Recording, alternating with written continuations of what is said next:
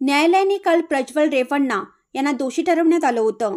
यानंतर आज सकाळपासून बेंगलोर येथील लोकप्रतिनिधींच्या विशेष न्यायालयात शिक्षेचे प्रमाण जाहीर होणार असल्यामुळे सरकारी वकील व बचाव पक्षाच्या वकिलाकडून वाद प्रतिवाद सुरू होता। आता दुपारी विशेष न्यायालयाचे न्यायाधीश संतोष भट यांनी जन्मठेपेची कारावासाची शिक्षा सुनावली आहे। असे आहे हे प्रकरण।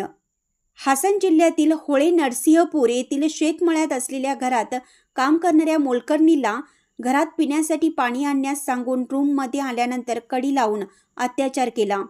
तोंड उघडल्यास मुलाला आपला अश्लील व्हिडिओ दाखवण्याची धमकी प्रज्वल देतो।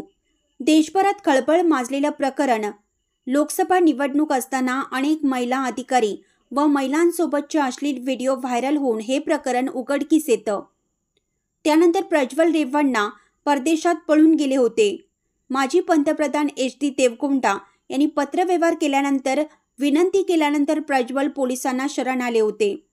त्यानंतर पोलिसांनी ताब्यात घेऊन अत्याचाराचा गुन्हा दाखल करून न्यायालयात खटला सुरू होतो।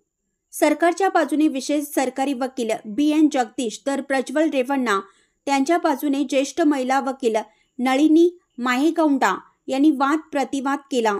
दोन्ही बाजूचा युक्तिवाद ऐकून घेऊन न्यायाधीशांनी प्रज्वल रेवण्णा दोषी ठरवत शिक्षा सुनावली आहे।